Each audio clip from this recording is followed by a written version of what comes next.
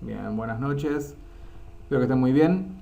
Vamos a trabajar hoy con un grupo de estructuras de control que tenemos disponibles en los lenguajes de programación y vamos a ver cómo se hace eso en Java. En particular, vamos a trabajar con esta sentencia llamada if, que es el bloque conocido, perdón, la instrucción conocida como si de psint. Y después, más adelante, vamos a trabajar con otro bloque que se llama for, que es la instrucción para de psint. En Java ambas estructuras existen, tienen su nombre particular, pero funcionan de la misma manera. Lógicamente funcionan de la misma manera. Tienen su sintaxis y es lo que vamos a revisar hoy. Entonces, para comenzar, vamos a hacer algún ejemplo de qué es esa instrucción if.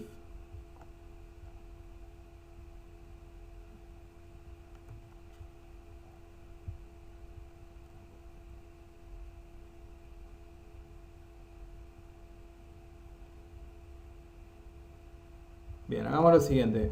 Muchas veces les va a pasar que quieren ejecutar cierta porción de código si una condición se cumple y eventualmente si la condición no se cumple quieren ejecutar otra porción de código. Bueno, veamos cómo se consigue eso.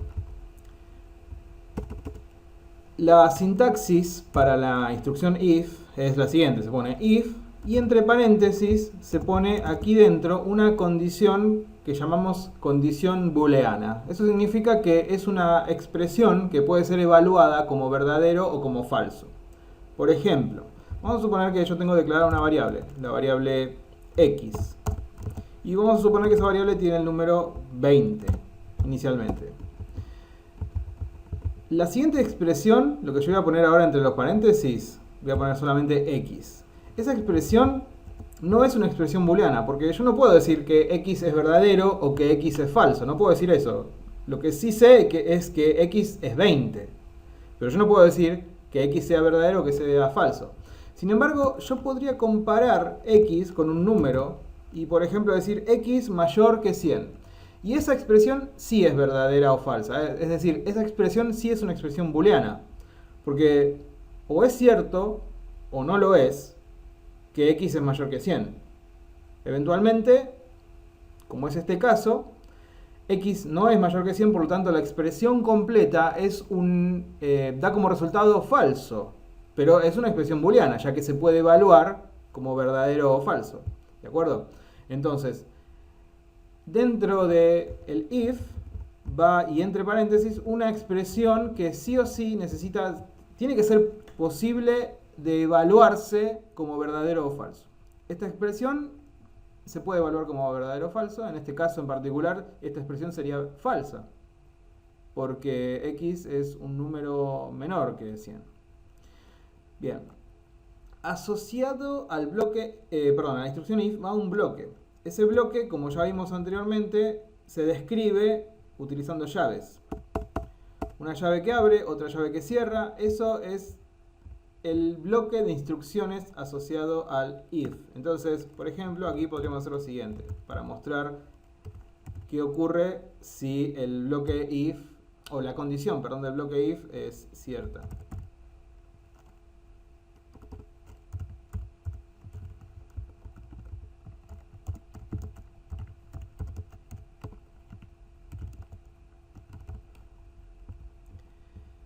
Eventualmente, y esto es opcional, existe un bloque asociado al if, que es el bloque else, que también, mediante llaves, describe cuáles son las operaciones o las instrucciones que se van a ejecutar en caso que la condición del bloque if sea falsa.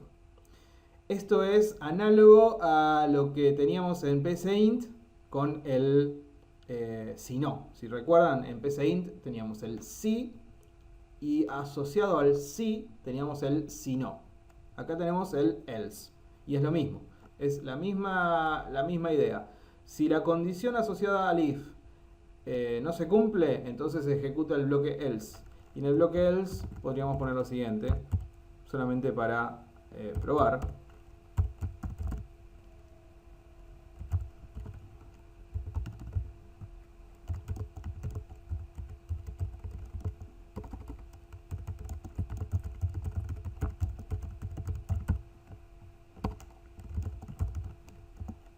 Ahí estamos. Entonces, si probamos esta aplicación en las condiciones que tenemos ahora el código, se debería ver este mensaje que es el código asociado al bloque else. En este caso tengo una sola instrucción, pero podríamos tener varios. Vamos a hacer lo siguiente. Vamos a repetir la instrucción y acá vamos a escribir el valor de x.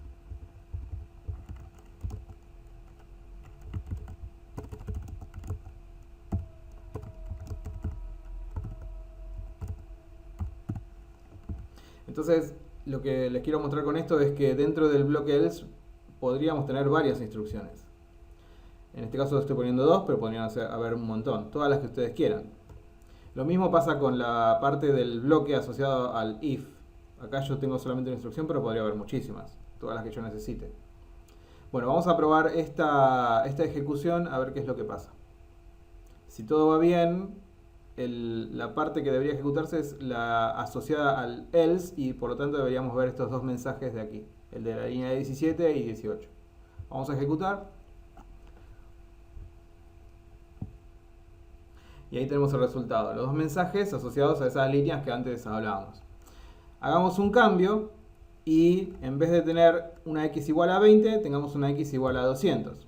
Si miran ahora con un valor de x igual a 200, el valor de x es realmente mayor a 100 y por lo tanto esta expresión se transforma en verdadera. Y al transformarse en verdadera, la parte de código que se va a ejecutar es lo asociado al bloque if, en este caso lo que es la línea 12 que tiene este mensaje. Vamos a probarlo ahora.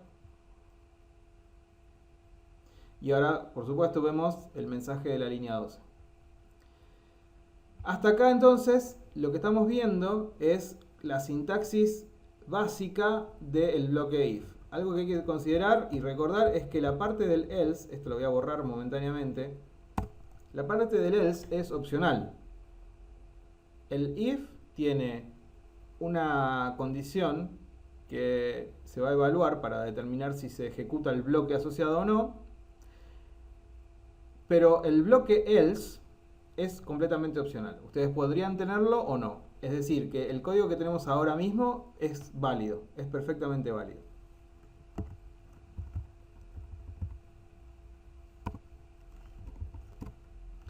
Bien, hablemos un poco más sobre las condiciones, porque acá tenemos una condición bastante sencilla. Estamos utilizando este operador, que es el operador que es mayor, significa que algo es mayor que otra cosa. Y también tenemos operadores como el menor, o menor igual, o mayor igual, o igual. El operador igual, fíjense que es doble signo igual. Esto hay que tener en cuenta. Vean que aquí este operador es el operador de comparación. Lo que hace es comparar que dos números, dos expresiones sean iguales. En este caso, compara que el valor de x sea igual al valor de 100. Lo cual, para el caso que estamos nosotros trabajando, sería falso, porque por lo que vemos aquí, x vale 200. Pero lo que quería remarcar aquí es que el operador de comparación está formado por dos símbolos igual y el operador de asignación está formado por un símbolo igual. Eso también obsérvenlo, que el mismo signo se utiliza en un caso para hacer una asignación, como es la línea 7, y en otro caso para hacer una comparación, como es en la línea 10. Pero ojo, porque en ese caso, para hacer una comparación se utilizan dos símbolos, dos signos igual.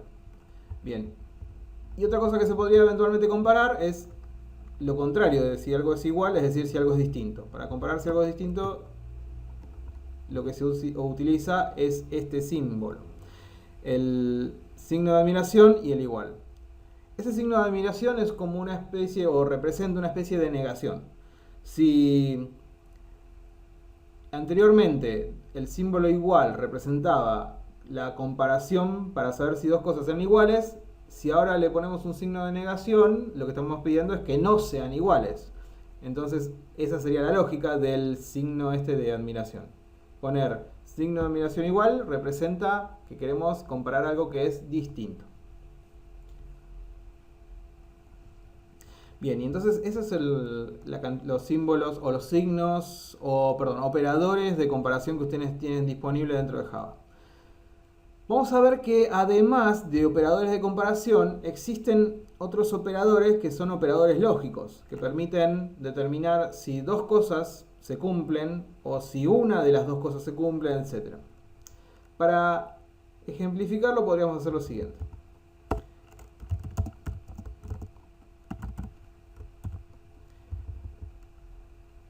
Vamos a hacer lo siguiente.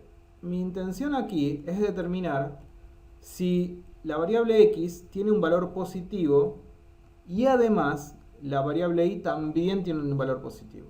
Si ambos valores son positivos, entonces yo quiero mostrar un mensaje.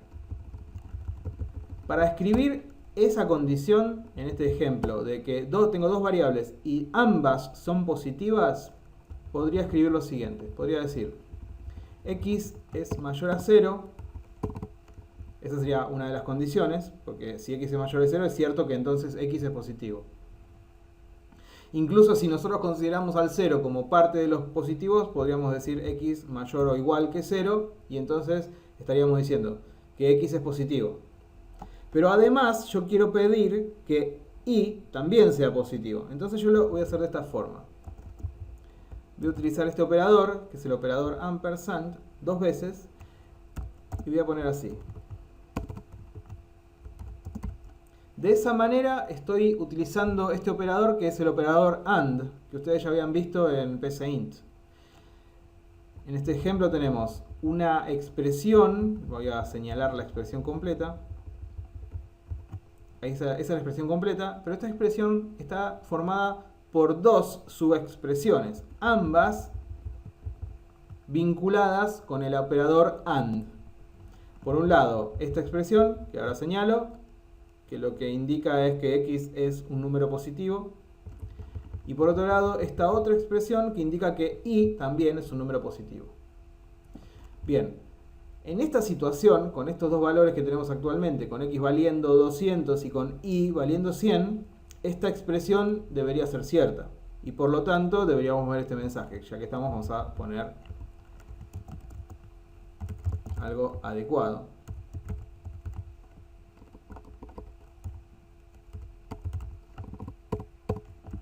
Y vamos a ejecutar la aplicación para ver si aparece el mensaje de la línea 13. Ahí está, el mensaje aparece, es decir que la expresión esta fue cierta. Eventualmente, algo que nos podría interesar es decir, bueno, con que cualquiera de las dos variables sea positivo, yo quiero mostrar el mensaje. Yo quiero hacer algo en caso de que cualquiera de las dos variables sea positivo. Si a mí me basta con que cualquiera de estas dos variables tenga un valor positivo, entonces lo que yo debo usar en vez del operador AND es el operador o el operador OR. Y ese operador OR se marca con el doble pipe. Esto es un OR que ya habíamos visto antes también en PCInt.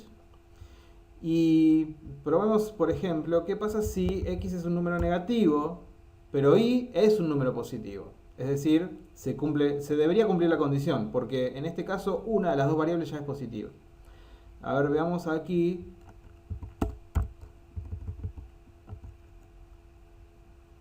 Cambié el mensaje para decir que x o y son positivos.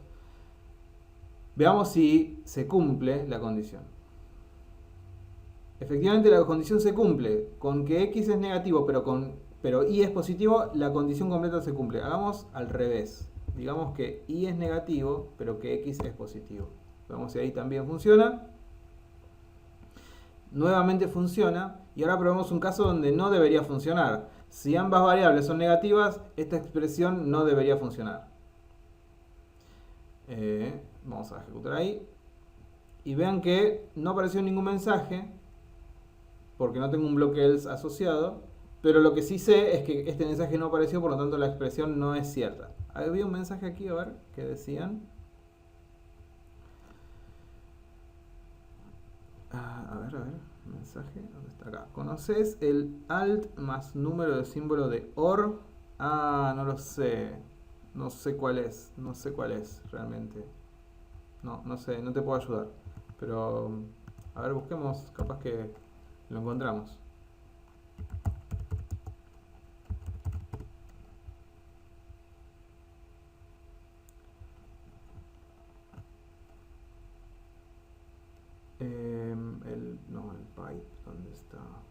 acá, 124 pareciera.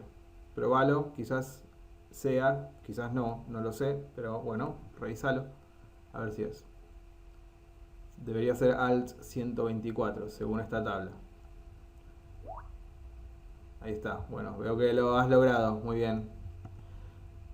Bueno, continuando, eventualmente uno quisiera negar una condición. Por ejemplo, vamos a decir lo siguiente.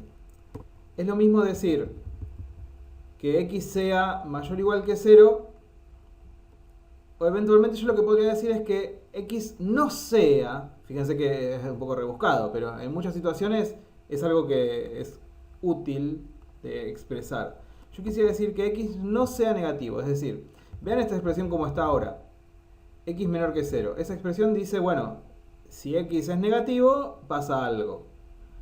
Pero en realidad lo que yo quiero es una expresión que me diga que x no es negativo. Lo que yo tenía antes era suficiente, porque lo que decía antes es x es positivo. Entonces, si x es positivo, significa que no es negativo. Pero estoy buscando una manera diferente de expresar lo mismo, porque en muchas situaciones es cómodo utilizar la negación. Es más fácil negar algo que decir de manera positiva todo lo que queremos. Entonces, en este ejemplo lo que yo estoy buscando es decir no quiero que x sea negativo, lo cual implica que quiero que x sea positivo. Pero veámoslo cómo hacemos para expresar esa negación. La expresión que tengo hasta el momento dice que x sea negativo, pero yo lo que pretendo es decir que x no sea negativo. Entonces hago lo siguiente, pongo entre paréntesis la expresión y le agrego el signo de admiración delante. Eso lo que hace es negar la expresión que le sigue. Es decir, si la expresión dice que x sea negativo, con la negación digo que x no sea negativo. Probemos con un número que no sea negativo, por ejemplo el 200. Si esto es cierto, entonces deberíamos ver este mensaje, x es positivo, deberíamos ver el mensaje. Y si no, voy a aprovechar para mostrar un mensaje en caso que no sea cierto, para que veamos qué pasa.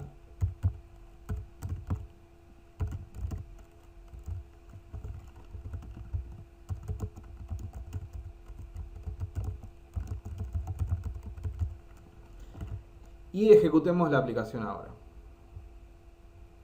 Fíjense, estoy poniendo el mensaje de la línea 13, es decir que la condición se cumplió. Lo que estoy diciendo aquí es, no quiero que x sea menor que 0, es decir, no quiero que x sea negativo.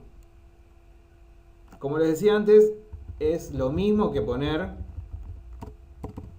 quiero que x sea positivo. Es lo mismo, realmente es lo mismo. Pero en ciertas situaciones, cuando ustedes están escribiendo código, queda más cómodo negar una condición que poner de forma positiva todo lo demás que ustedes sí quieren que pase. Bueno, muy bien. Entonces, las expresiones, recuerden, la sintaxis del if es la palabra if y entre paréntesis, siempre entre paréntesis, una expresión. Y esa expresión necesariamente tiene que poder ser evaluada como verdadero o falso. A continuación de eso, mediante un grupo de llaves, llave que abre, llave que cierra, viene el bloque asociado a if. Es decir, si la condición se cumple, ese es el bloque que se va a ejecutar. Opcionalmente, pueden ustedes agregar la palabra else y asociarle un bloque de código. Y ese bloque de código, que se delimita con llaves, vean, llave que abre y llave que cierra, contiene las instrucciones que se van a ejecutar en caso que la condición del if no se cumpla. Muy parecido a lo que hacíamos con PCInt, muy parecido. Tenemos una sintaxis específica de Java, las llaves, los paréntesis, las palabras if y else, etc. Pero sigue siendo la misma estructura. Así que en principio no sería demasiado disruptivo respecto de lo que ya veníamos practicando. Hagamos algún ejercicio como para ejemplificar esto. Bueno, acá tengo la práctica que ustedes tienen para resolver y veamos si podemos trabajar con alguno de estos ejercicios. Por ejemplo, para hacer uno bien sencillo, vamos a ver si podemos determinar si un número es par o es impar. Bueno, pide que el número sea ingresado por teclado. Entonces, ya que pide eso, necesitamos la clase scanner.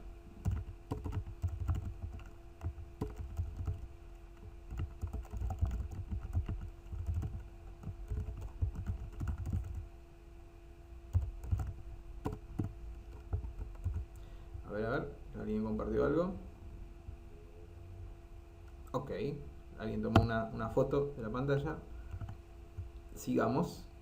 Acá me está diciendo NetBeans, me está diciendo que no sabe de dónde debería tomar la clase scanner. Vamos a pedirle que me ayude y le voy a decir que me agregue el import de la clase scanner desde el paquete Java util. Ahora ya NetBeans sabe de dónde tomar la clase scanner y sabe cómo puede compilarla. Bien, y después vamos a tomar aquí el valor.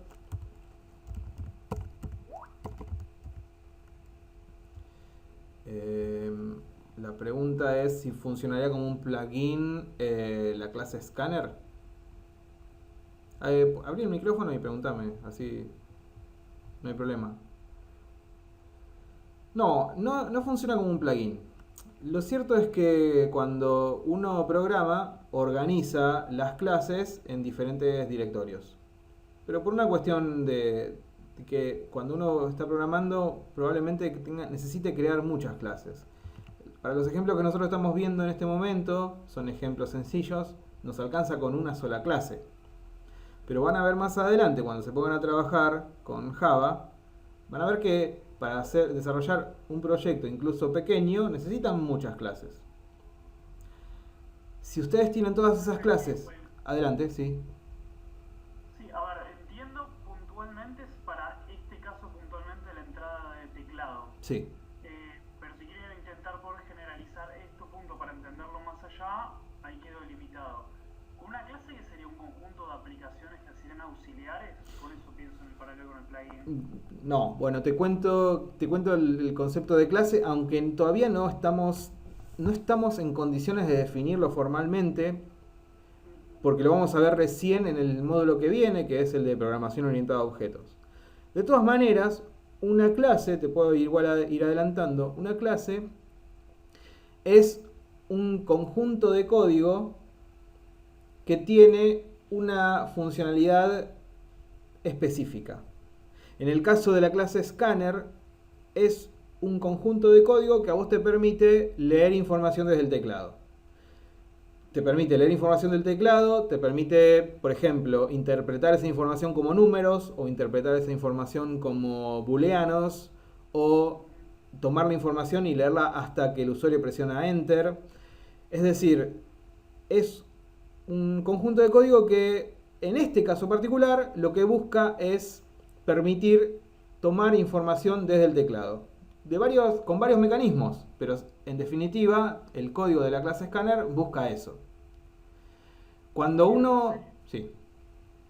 Para terminar de interiorizar lo que decís, vendría a ser como una especie de código estandarizado que uno lo dejó guardado en algún lugar y de una manera acá le está diciendo, bueno, para esta acción ir a buscar el código a tal lugar.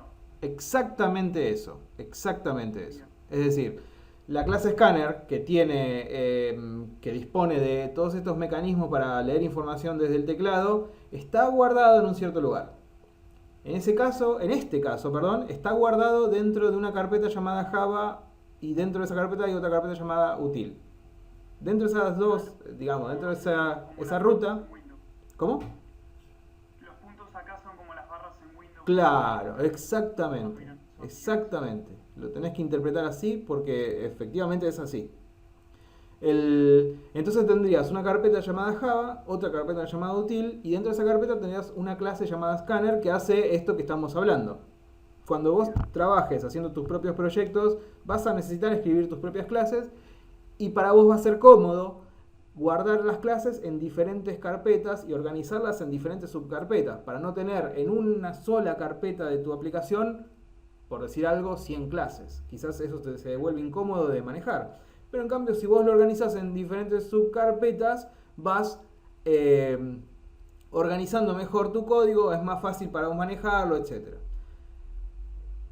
Lo que nos estaba pasando antes es que NetBeans a NetBeans yo le dije, quiero utilizar esta clase, porque yo sé que esa clase hace esas cosas que yo estoy necesitando en este momento, que es leer información del teclado, pero NetBeans no sabía dónde buscarla, por lo tanto no sabía cómo obtener el código de esa clase para dejármelo disponible.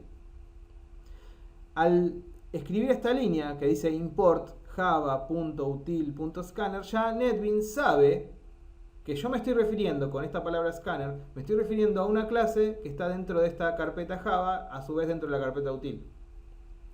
Y como ya lo sabe, puede ir a buscarla y puede ver cuál es el código que contiene y puede ver qué es lo que hace. Y por lo tanto, a mí NetBeans me provee, por ejemplo, cuando presiono la combinación control espacio, me provee esta lista. Esta lista que son métodos, se llama así, métodos, que esa clase contiene y que cada uno de ellos hace cosas distintas. Algunos leen información del teclado y me la devuelven como un número entero, otras me la devuelven como un número de punto flotante y bueno, y varias cosas más. Pero todo eso NetBeans lo acaba de descubrir porque yo le puse esta línea import. En realidad no la puse yo, la puso NetBeans solo cuando le pedí que me ayudara y que lo agregara. Pero también la podía haber escrito yo a mano y hubiera funcionado de todas formas. ¿Sí? ¿Queda claro esto? Sí, sí, perfecto. Bueno, entonces hagamos así. Sabemos que existe dentro de la clase scanner, existe un método llamado nextInt que me devuelve un número entero que yo voy a asignar a una variable que le voy a llamar acá número. Y ahora lo que yo quiero verificar es si el número es par o impar. A ver, como decía el ejercicio, decía determinar si el número ingresado por teclado es par o es impar. Entonces, si es par, voy a poner un mensaje que diga el número es par, y si es impar, otro mensaje que diga es impar. Ahora, definitivamente vamos a necesitar un if para saber si el número es par y un else para saber que es impar. Porque si no es par, entonces es porque es impar y ya con eso estamos felices. Pero, ¿cómo hacemos para saber si un número es par o no? Porque en definitiva de eso se trata todo el truco. Existe un operador en Java, que es el operador, vamos a buscarlo, es el operador porcentaje. Pero vamos a poner así, módulo.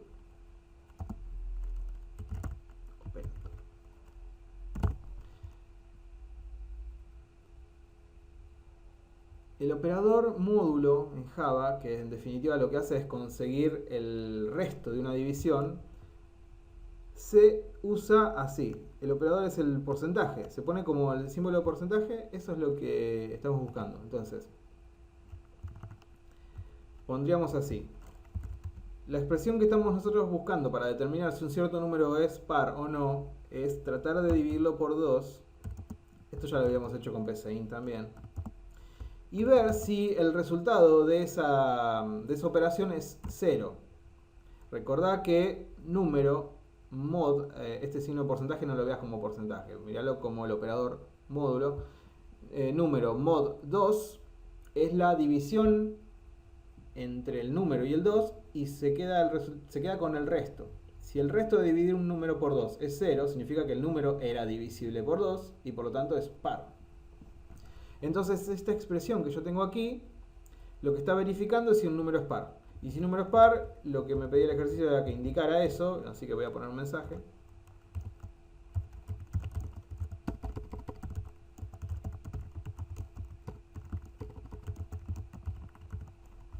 Y en la parte del else, lo que voy a decir es que el número es impar, porque si no es cierto que el número es par, es porque el número es impar. Simplemente eso. Bueno, esto lo podemos probar. Vamos a ingresar un número. Primero un número par, después un número impar para verificar que funciona. Y por ejemplo pongo un 8.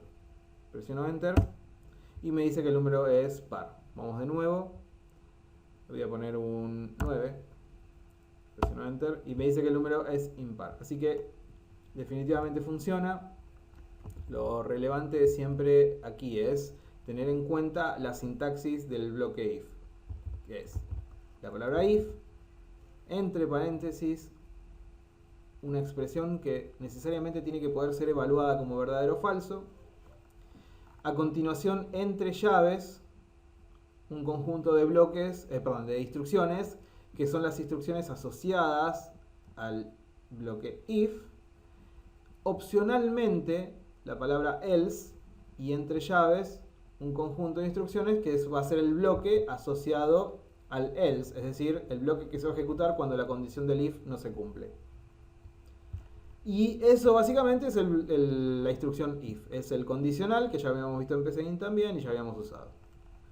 ¿De acuerdo? ¿Alguna pregunta?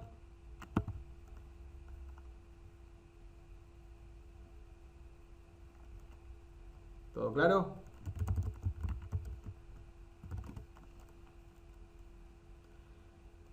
Genial. Sí, está claro. Bueno, genial. Algo que les quiero mostrar también, aprovechando esta llamada que estamos haciendo, es otra instrucción que nosotros tenemos que es una estructura de control repetitiva. Habíamos trabajado con PCInt con una estructura de control llamada para, que me permitía repetir un bloque de instrucciones una cierta cantidad de veces. Vamos a crear un proyecto nuevo y quiero mostrarles cómo se utiliza en Java eso.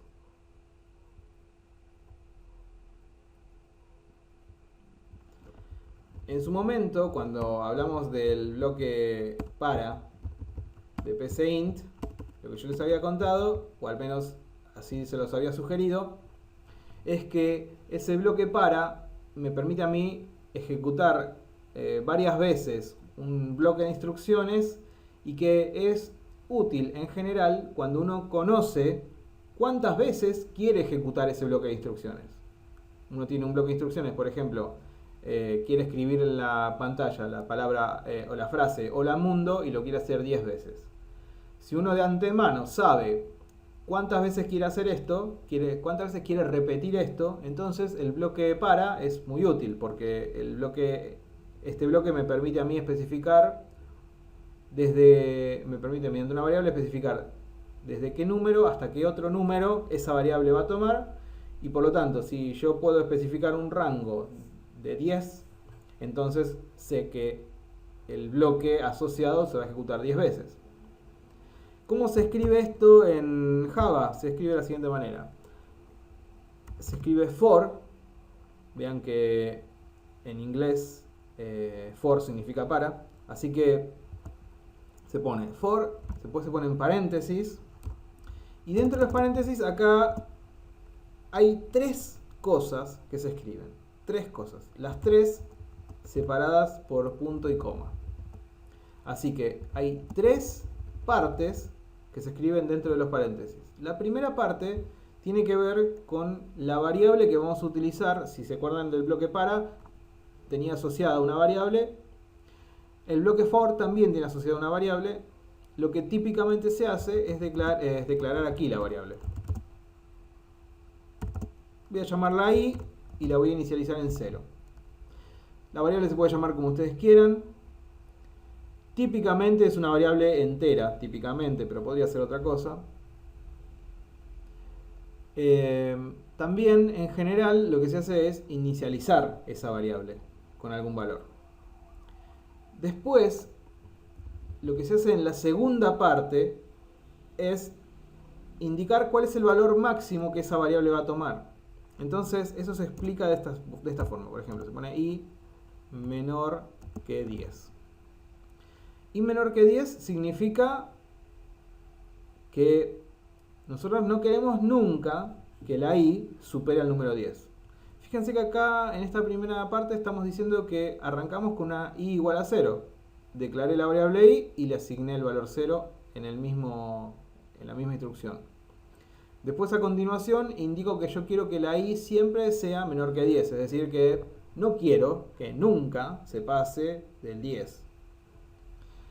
Y lo tercero que hay que indicar en el bloque for es cómo vamos a modificar la variable i. Si ustedes recuerdan, en PCInt teníamos para el bloque para algo que se llamaba con paso y ahí ponemos con paso 1 o con paso 2 o con paso 3 o lo que hiciera falta, y eso lo que nos permitía era incrementar la variable asociada al bloque para en ese número, es decir, en 1 si usábamos paso 1 o en 2 si usábamos paso 2, etc.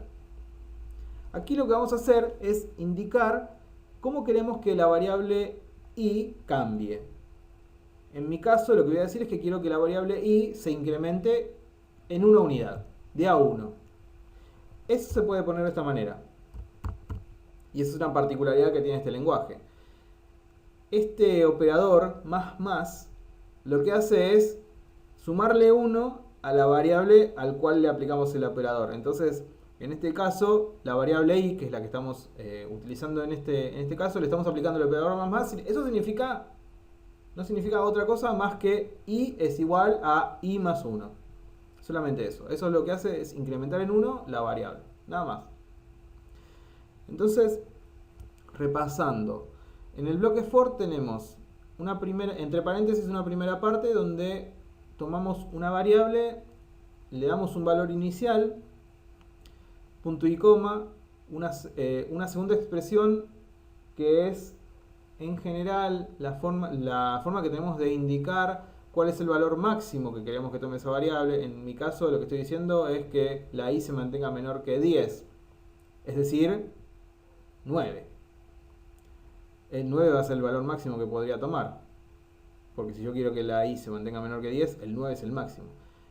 Como yo arranco desde 0, va a terminar pasando que la variable i va a tomar los valores desde el 0 hasta el 9. Es decir, que la amplitud de ese rango es 10, que es lo que yo buscaba. Yo buscaba ejecutar algo en 10 oportunidades, por lo tanto necesito de alguna forma generar un rango que contenga esos 10 valores. Y lo tercero que se pone en el bloque for es cómo queremos que sea el paso, es decir, cómo queremos que la variable i cambie. Si queremos que cambie de a 1, de a 2 o de lo que nosotros querramos. En mi caso quiero que cambie de a 1, por lo tanto utilizo el operador más, que para Java significa sumarle 1 a la variable. Pero si yo quisiera un paso de 2, y eso también podría llegar a ser útil en muchos casos, podría decir así, i igual a i más 2. Y de esa forma estoy generando ese paso. Como el paso que yo pretendo es de a 1, me alcanza con indicar así, más. Bien, esa es la declaración del bloque for, de la instrucción for, pero ahora me falta el bloque asociado. El bloque asociado se escribe entre llaves, como siempre en Java. Se pone llave que abre y llave que cierra. Y las instrucciones que vayan ahí dentro son el bloque asociado a la instrucción for. Entonces aquí lo que voy a hacer es escribir hola mundo para mostrarles que esto efectivamente se va a escribir 10 veces.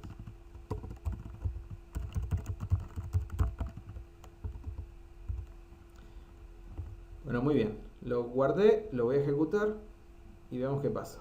Y ahí salió el hola mundo 10 veces, bien repetido, ahí está. Algo que podríamos revisar es el valor de la variable i cada vez que este bloque se ejecuta. Por ejemplo, podría hacer lo siguiente. Yo podría poner acá más la variable i. Es decir, la leyenda va a decir hola mundo 0, porque cuando este bloque arranca, la variable i vale 0. Fíjense que acá la inicialicé de esa forma.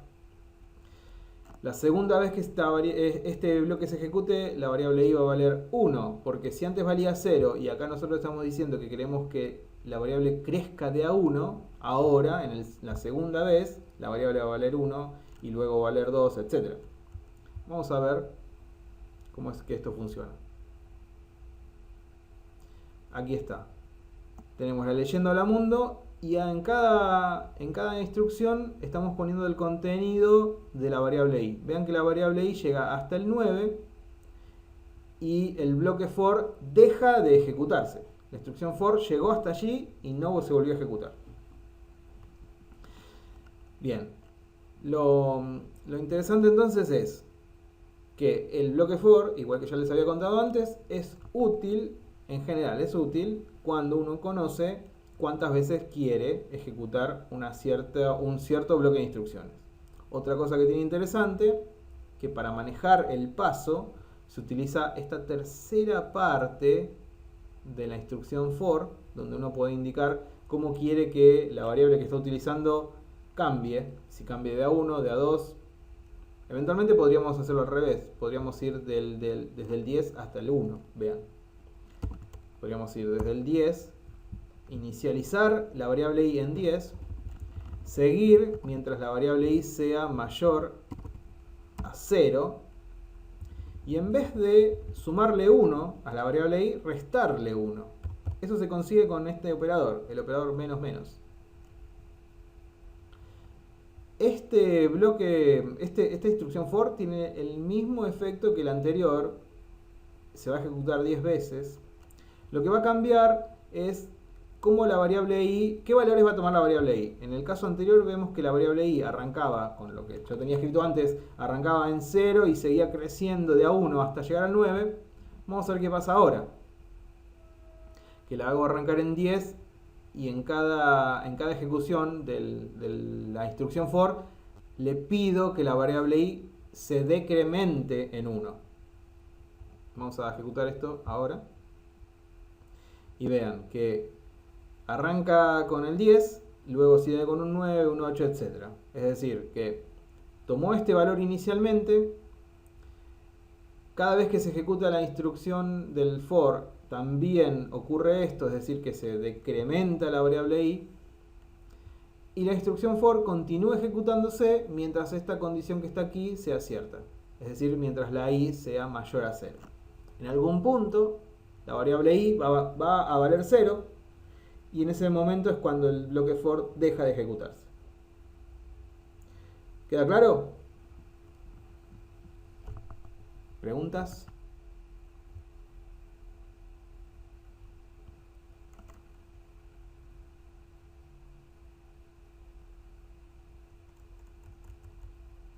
Bueno, genial. Vamos a plantear algún ejercicio y eso sería todo por el día de hoy. Vamos a buscar algún ejercicio que requiera un for.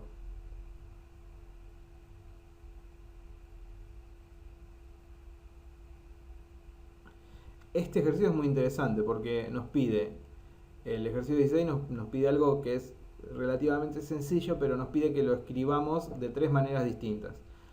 El día de hoy no vamos a ver la instrucción while ni la instrucción do while, lo vamos a ver en la próxima, pero igualmente el ejercicio sigue siendo interesante porque nos pide 3 formas distintas de implementar lo mismo. Eso es interesante.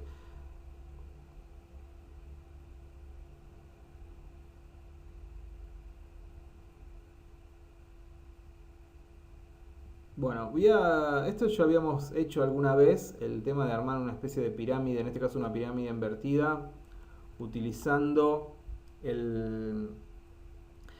la instrucción para en PCInt, ya lo habíamos hecho anteriormente. Vamos a intentar hacer este ejercicio, el ejercicio 19, utilizando el for de Java.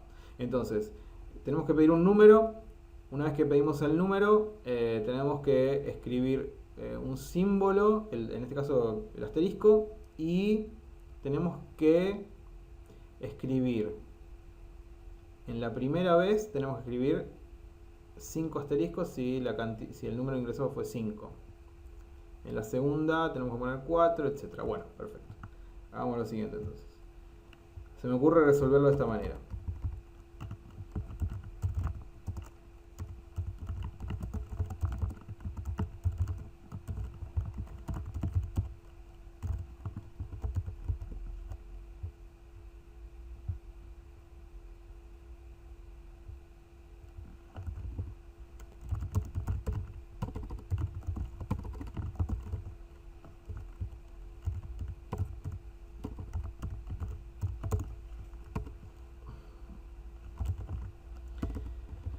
Bueno, yo sé que según el dibujo, si el usuario me escribió 5, voy a tener que escribir 5 líneas. Algunas líneas con más asterisco que otras, pero al final tengo que escribir 5 líneas. Así que sé que tengo que escribir tantas líneas como el número que me hayan ingresado. Por lo tanto, voy a hacer un bloque for con una variable que voy a llamar línea, que va a ir desde 1 y va a continuar mientras línea sea menor o igual que las filas que el usuario ingresó. Si el usuario ingresó 5, quiero que la variable línea se mantenga siempre menor o igual que el número que ingresó el usuario. Y en cada vuelta quiero que la variable línea se incremente en 1. Es decir, así. Bien. Lo que yo necesito imprimir es tantos asteriscos como hay una relación entre la cantidad de asteriscos que tengo que escribir y la línea en la que estoy. Vamos a hacerlo así. ¿Cuántos asteriscos tengo que escribir si estoy en la línea 1? Tengo que escribir 5. Si estoy en la línea 2, 4. Entonces lo que tengo que hacer es un for que vaya, que me diga asteriscos, voy a llamar así, asterisco igual a cuántos necesito escribir. Si estoy en la línea 5, perdón, si estoy en la línea 1, necesito escribir 5 asteriscos, es decir, filas es la cantidad es el número que el usuario ingresó. Sería 5 menos la línea en la que estoy. Si filas es 5 y ahora estoy en la primera de las líneas, esta operación filas menos línea me da 5 menos 1, me da 4. Pero yo no quiero 4 asteriscos, yo quiero 5 asteriscos. Entonces le sumo un 1 y después lo que voy a hacer es seguir mientras asterisco sea mayor a 0. Y lo que voy a hacer es decrementar la variable asterisco, o sea, restarle 1. Le resto 1 de la variable asterisco. Entonces este bloque for me dice que va a usar una variable llamada asterisco que va a ser filas menos línea más 1, que lo que va a continuar mientras la variable asterisco sea mayor a 0 y la va a ir decrementando 1. El bloque asociado a esto debería escribir un asterisco.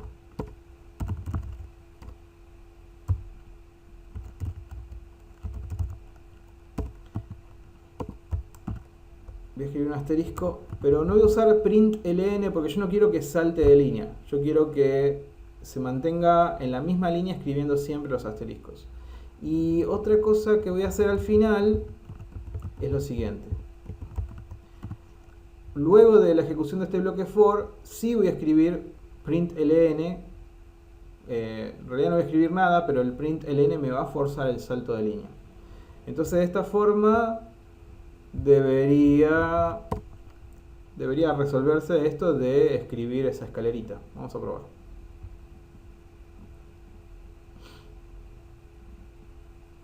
Bueno, tengo que escribir un número. El número que voy a escribir es un 6. Entonces me salió. Me lo voy a llevar a algún lugar más grande como para mirarlo.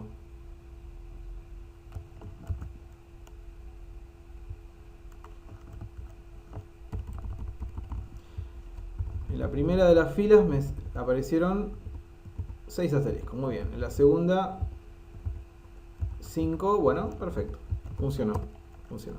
No es la única manera de resolver esto. Seguramente que si se ponen a pensarlo se le ocurran varias maneras de resolverlo. Así que los animo a que busquen otra forma de resolverlo. Que probablemente se les va a ocurrir porque la verdad que hay muchas maneras de resolver este mismo ejercicio. Yo usé 2 ciclos for, pero se podrían hacer de otras maneras. Así que piénsenlo y van a ver que van a encontrar seguramente muchas otras maneras de resolver. Bueno, este es un ejercicio con cierta complejidad, porque utiliza un bloque for dentro de otro bloque for. Eso es lo que se conocen como instrucciones anidadas. Tenemos el bloque for externo, y el bloque for interno, el de acá. ¿Sí? Por cada vez que el bloque for externo se ejecute, se van a ejecutar las instrucciones adentro, y es decir que el bloque for se va a ejecutar varias veces más, el interno me refiero. Sabemos que el bloque for externo se va a ejecutar, en el caso de que el usuario haya ingresado el número 6 veces, pero las instrucciones internas se van a ejecutar bastantes veces más. Bueno, ¿qué les pareció? ¿Se quedó claro esto? ¿Tienen alguna pregunta?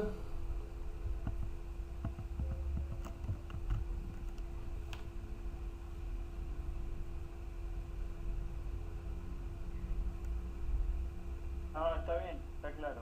Bueno, no significa que sea fácil. Yo reconozco que eso no es sencillo, que es un ejercicio que tiene su complejidad, pero como todo, la práctica van a ver que les va a ayudar a entender esto. Y pueden revisar el video y pueden volver a ver la solución que yo propuse. Gabriel, una pregunta. Adelante. Esto de los bloques anidados, ¿también se podría hacer con algún case? Sí, se puede. Hay una instrucción en Java que se llama switch case, y sí, se podría. Los bloques anidados no son solamente, no tienen por qué ser del mismo tipo. Se lo conoce así como anidado porque es una estructura de control dentro de otra, pero podrían ser ifs y adentro del if for, o for y adentro del for un if, o cualquier combinación que vos quieras. No hay una regla ahí. Se lo conoce como anidado cuando vos tenés varias estructuras de control una dentro de otra.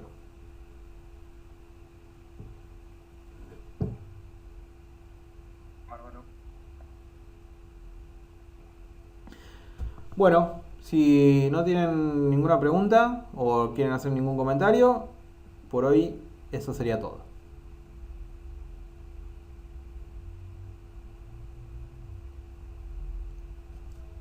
Clarísimo, sí, por mí está bien. Bueno, me alegro que les sirva.